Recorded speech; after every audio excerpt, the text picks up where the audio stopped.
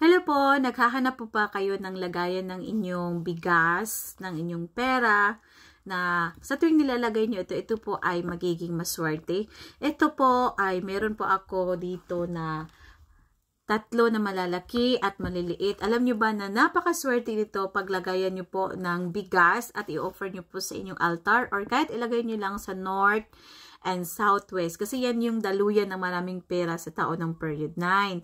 Now, ito po mga madam and sir ay nakaukit dito yung si Ganesh pangtanggal ng maraming problema. Kung may problema ka, tutulungan ka niya. So, ito ay ilagay mo lang sa altar or as I said sa north and the southwest. Tapos, kung gusto mo lagayan din ito ng pera, mga coins, ang ilagay mo po dito yung pera po na galing po sa yung sukli ba sa mga tindahan kasi yun ang talagang napakaganda hanggang sa mapuno mo ito.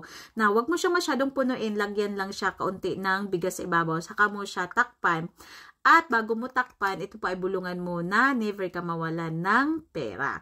Ito po, takpan. Tapos i-offer mo dyan. Napakabisa po ito kasi ito po ay matagal na akong user. As you can see po, ayan yung sa likod. Yan, nakita niyo yan sa likod. Yan o, ay zoom natin.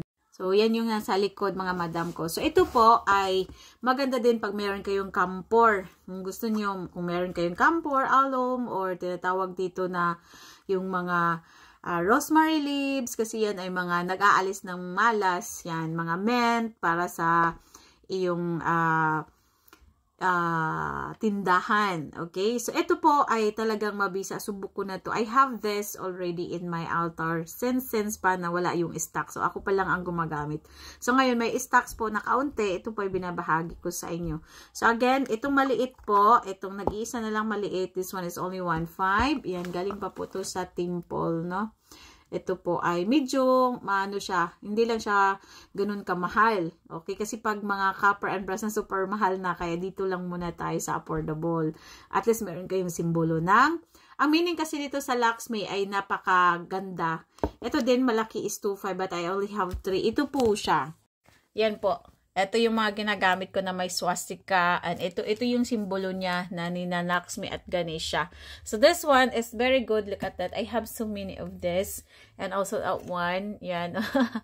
So ito po ay dinidikit. Kaso wala na kasi nito eh. Ito ay napakabihira lang.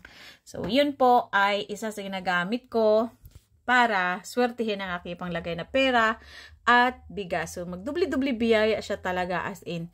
So get this limited offer kasi ito po ay kunti lang. Ito lang po siya ang available. PM lang po. Screenshot. Ito yung big. 1, 2, 3, 4, 5, 6, 7, 8, 9, 10. I have 3. And I have this maliit. 1, 2, 3, 4, 5, 6, 7, 8, 9, 10.